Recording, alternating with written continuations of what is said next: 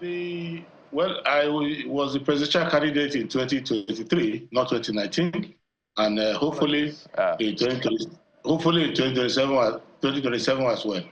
But the welcome note that I sent to our new member, former Governor Nasir Ahmad El-Rufai, is the same note I sent to other people who joined the party. In his own case, there's a flavor because I happen to personally like him, appreciate him for his public services in the various positions he has held, and I believe he's a man of talent.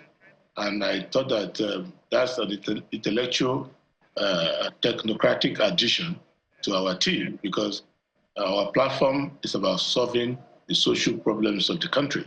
And I thought that it would be useful, even right now, as a brain trust. That's basically what it means to us. But we have many members who are joining from different parts of the country, not captured by the news. I'm in Kaduna State now, and I know how many people from Katsina, Kano, and nearby states that have been registering the party, have been monitoring progress. That's just one of those things.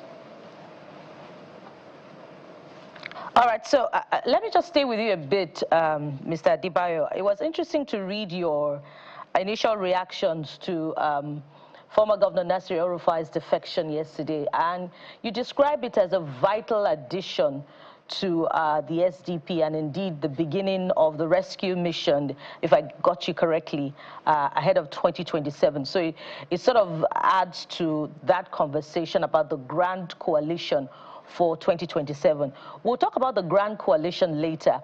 But I recall when you were the presidential candidate for the SDP in 2023, how you were very critical about the APC-led government, and you in fact accused the APC-led government of being behind, the crude oil theft that was ongoing in the country.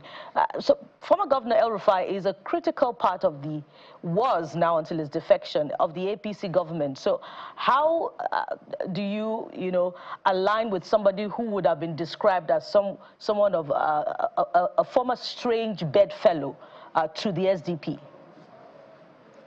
Well, first and foremost, Nigeria is diverse, and you will find patriots on all sides. It doesn't mean that if you narrow the discussion to particular policy areas, I will agree with Nasir El-Rufai on many of them. But I agree with the fact that he's a hardworking person, he's a highly intelligent person, and it's a success story in BPE. Even though I don't agree with the mission of the BPE, but he executed the mission well. He did very well in the FCT.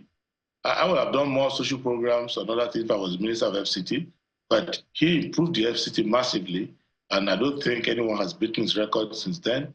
I'm in Kaduna now. I'm a regular in Kaduna, and I have seen vast improvements in Kaduna. Even those who oppose him in Kaduna oppose him on other issues, not on the issues around which I agree with him, but effectiveness, about executive capacity, and his ability to work very hard and achieve outcomes. So that is that.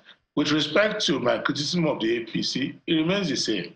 APC, I consider APC to be a lousy coalition of people who do not know what governance is all about, but who are very good with politics of how to capture power.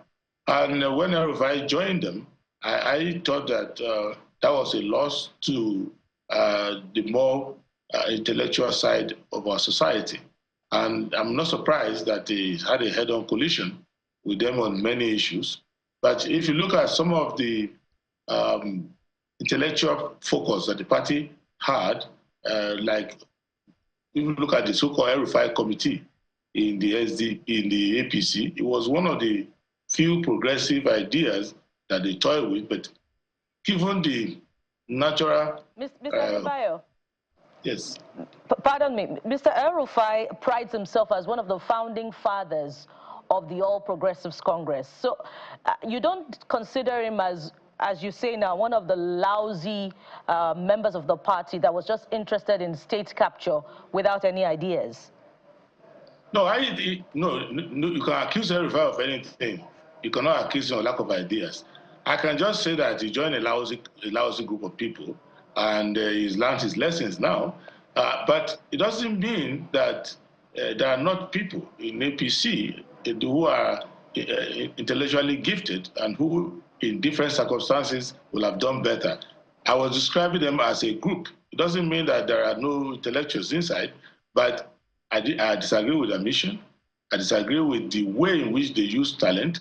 And I wasn't surprised that they couldn't even live with him for that long. But the idea of the SDP is that if you are going to be in charge of Nigeria, you need to persuade people. El-Rufai did not run crashing to our party. We had discussions with him. We had ideological interaction. We have areas where, even now, we still have work in progress. Some of his ideas that he's used to over the years that the SDP will not accept. And we're working on that. But my welcome to him is to say, this is the place you can come to.